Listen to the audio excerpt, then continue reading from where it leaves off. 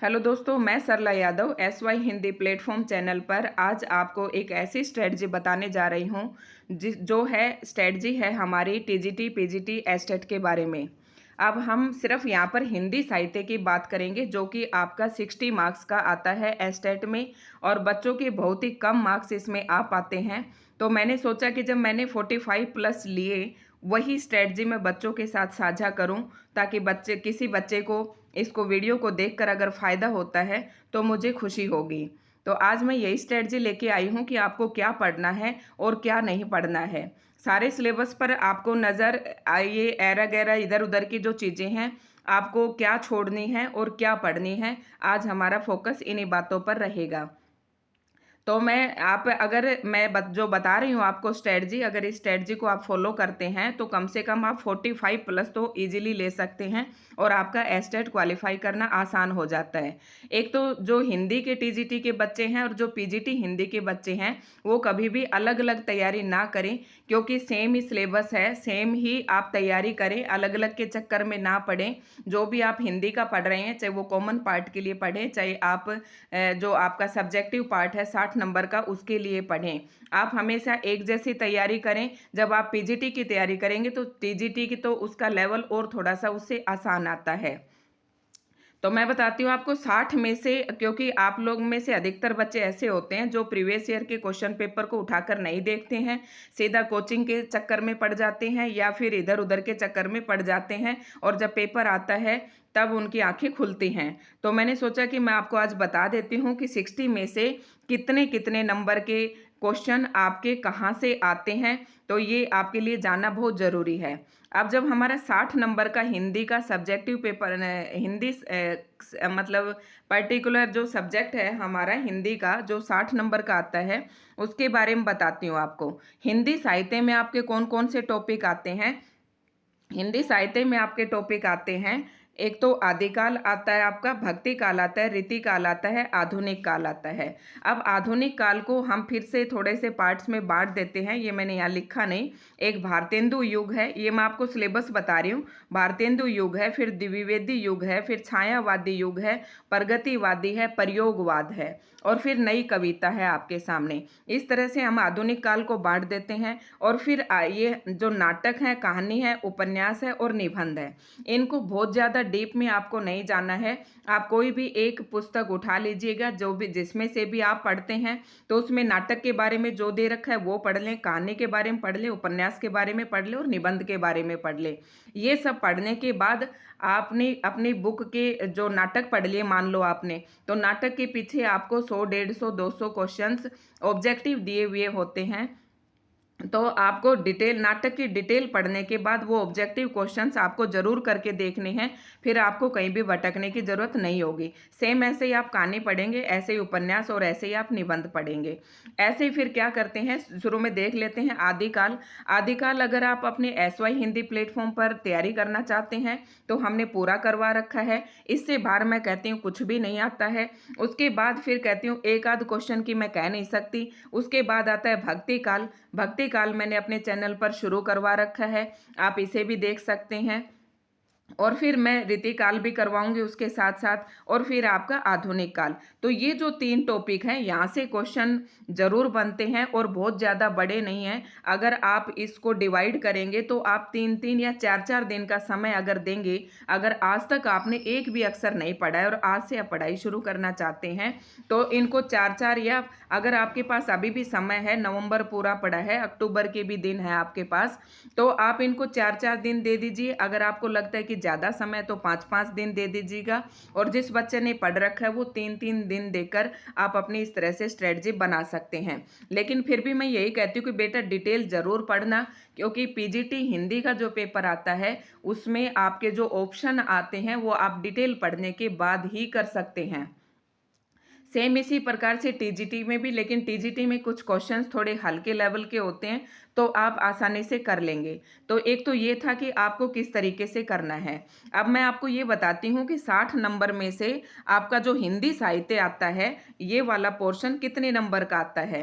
आप कोई भी पुराना पेपर उठाकर देखेंगे तो ये 60 में से अगर हम, ये मैंने यहाँ पर लिख रखा है आपके पास 30 प्लस, 30 प्लस या 30 के राउंड, देखो एक आध क्वेश्चन की तो कोई कह नहीं सकते, आगे पीछे हो सकता है, एक आध हिंदी व्याकरण का ज़्यादा पूछ लिया या लिटरेचर का कम पूछ लिया तो ये हो सकता है, लेकिन 37 प्लस या 30 के नियर बाय 37 के आसपास कहें तो इतने क्वेश्चन आपके हिंदी साहित्य के आते ही आते हैं। फिर आपका ये कितने 3 दिन का, ये 4 दिन का, ये 4 दिन का, ये और फिर ये कितना आप टोटल 15 या 20 दिन लगा लो, इसमें आप कर सकते हैं या 15 दिन में कर सकते हैं, क्योंकि मैं पहले भी वीडियो बना चुकी थी कि पढ़ाई अभी से शुरू कर दो, 1 महीने में कुछ नहीं होता है, 1 महीने पहले तो आपका सिलेबस खत्म हो जाना चाहिए ताकि आप रिवीजन कर सके। तो हिंदी साहित्य में आपके 37 प्लस क्वेश्चंस मिलते, यानी कि 37 के आसपास आपको क्वेश्चन 60 में से हिंदी साहित्य में से उस पेपर में देखने को मिलते हैं, चाहे वो टीजीटी हो चाहे पीजीटी हो। अब हम बात कर लेते हैं हिंदी व्याकरण की, और जो बच्चे इधर काव्य शास्त्र के चक्कर में पढ़ते हैं, काव्य शास्त्र के चक्कर में पढ़ते हैं, वो बच्चे इसमें एक और अलंकार आप और ऐड कर सकते हैं, अलंकार और रस भी पूछ लेते हैं, पेपर में जरूर पूछते हैं। तो 2 टॉपिक आप यहाँ पर और ऐड कर लें, और हिंदी साहित्य के में आप काव्य शास्त्र वगैरह और जो पाश्चात्य काव्य शास्त्र दे रखा है, जैसे ना बच्चे पीजीटी एस्टेट की तैयारी के लिए यूजीसी वाली बुक, यूजीसी नेट वाली बुक को फॉलो करते हैं, तो उसमें तो नेट का सिलेबस होता है और उस चक्कर में वो सारा घूम फिर कर रह जाते हैं। तो आपको काव्य शास्त्र पे बहुत ज़्यादा टाइम बर्बाद नहीं करना है। अगर कोई बच्चा पढ़ना चाहता है तो देखो बुरी बात नहीं है, अगर एक आध प्रश्न आता है तो आप कर सकते हैं, लेकिन ज़्यादातर क्वेश्चन यहाँ से आने की पॉसिबिलिटी रहती है। रस और अलंकार भी इनमें आप शामिल कर लेना, ठीक है, और शब्द शक्ति भी पूछ लेते हैं। ये है हमारा, ये तो मैंने हिंदी साहित्य का आपको बताया। फिर एक आध प्रश्न के पीछे आप इतना, जिसमें से इतने क्वेश्चंस आते हैं, इसमें इसको आप वेस्ट ना करें, ये कहना चाहती हूँ मैं।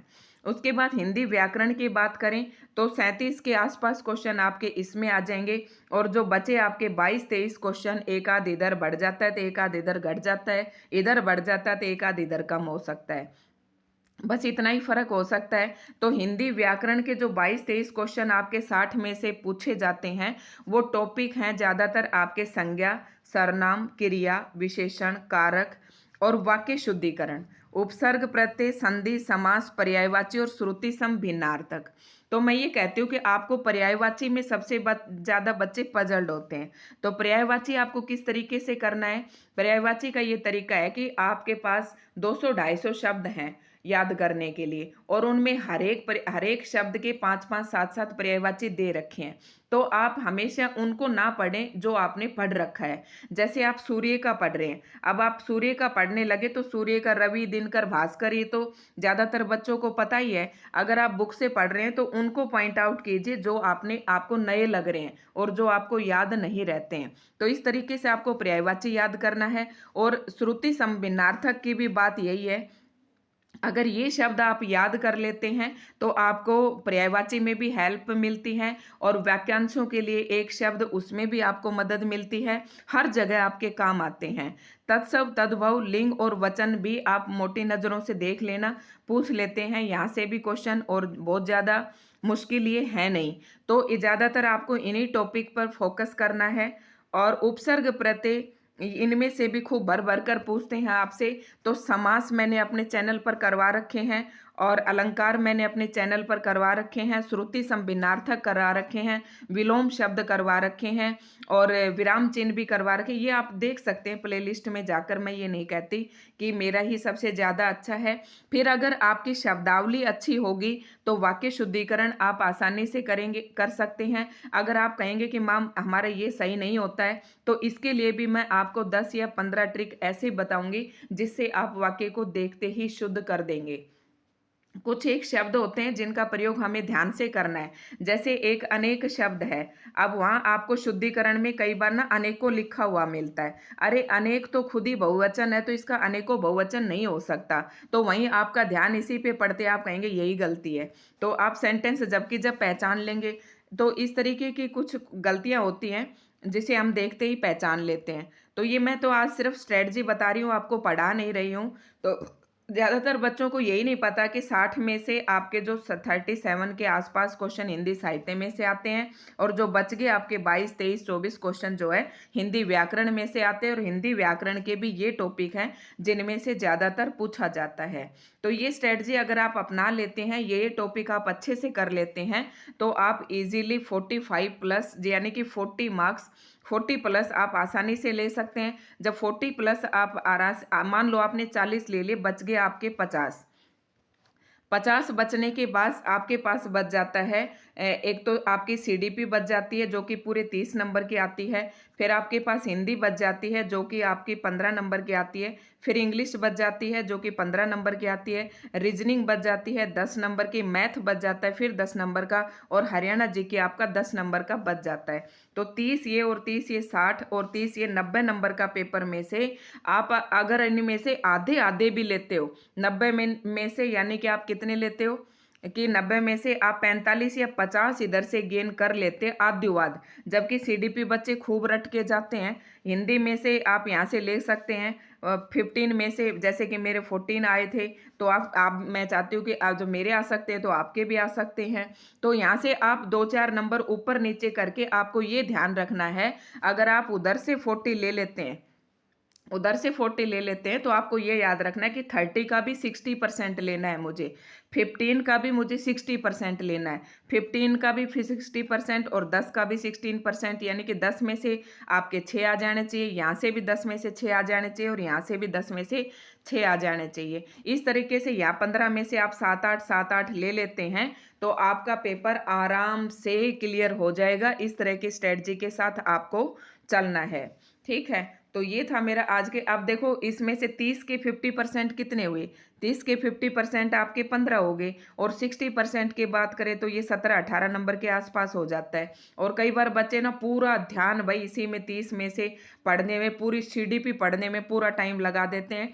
30 में से 30 नहीं आते और बहुत आसान वाली सीडीपी पूछने लगे हैं स्टेट में, अगर आपको टॉपिक पता हो तो। लेकिन फिर क्या है कि आप 30 में से कितने ले लो, 20 ले लो, तो वो भी आपके 60 प्लस से ज़्यादा जा रहे हैं, तो आसानी से आपका स्टेट क्लियर हो सकता है। तो ये थी हमारी आज की स्ट्रेटजी। आपको कैसी लगी आप कमेंट में बता सकते हैं, और आपको मेरे लायक कोई भी हेल्प की ज़रूरत हो तो आप बता सकते हैं कि मैम इसके बारे में और थोड़ा सा बताइए, तो मैं आपको आसानी से बता दूंगी। ये मेरी अपनी स्ट्रेटजी थी, मैंने इसी तरीके से पढ़ा था। और जब मैंने स्ट्रेटजी बनाई, ये किस हिसाब से बनाई, मैंने पुराने पेपर उठाकर देखे और देखा कि इस तरीके से ये चीज़ें पूछते हैं, तो मैंने आराम से 100 प्लस मार्क्स लेके अपने आराम से अपना पेपर को टीजीटी पीजीटी वालों को 4-4 5-5 बार क्वालिफाई किया। तो ये मेरी स्ट्रेटजी थी दोस्तों। अगर आपको वीडियो पसंद आई तो लाइक शेयर एंड सब्सक्राइब करना ना भूलें, और वीडियो को अधिक से अधिक शेयर करें। तो आगे और भी वैकेंसी आने की संभावना है, तो एस्टेट पूरे जोर से करें। और हिंदी साहित्य अगर आप हमारे साथ पढ़ना चाहते हैं तो SY हिंदी प्लेटफॉर्म पर विजिट करें, प्लेलिस्ट में जाके आप देख सकते हैं। एक क्वेश्चन और रह गया था यहाँ पर, मुझे अभी ध्यान आया कि इसमें जो है एक सम्मान और पूछते हैं। अगर आप हर कवि के साथ साथ उसके सम्मान पढ़ लेते तो आसान हो जाता है आपके लिए, लेकिन जो सम्मान है, व्यास सम्मान है, साहित्य सम्मान है, ज्ञानपीठ पुरस्कार है, इन तीनों की वीडियो मैंने अपने चैनल पर डाल रखी है। हार्डली आपको 15 या 20 मिनट लगेंगे एक बार नज़र में से निकालने की। सन तो बहुत कम पूछते हैं, कोई एक आधा ही सन पूछते हैं, ज़्यादातर यही पूछते हैं कि किसने किसको किस पर मिला। तो एक बार आप ज़रूर देख लें। सम्मान की भी मैंने सारी वीडियो अपने SY हिंदी प्लेटफॉर्म पर डाल रखी हैं। तो ये थी हमारी स्ट्रेटजी। जो भी हमारे चैनल पर न्यू है प्लीज़ सब्सक्राइब करना ना भूलें।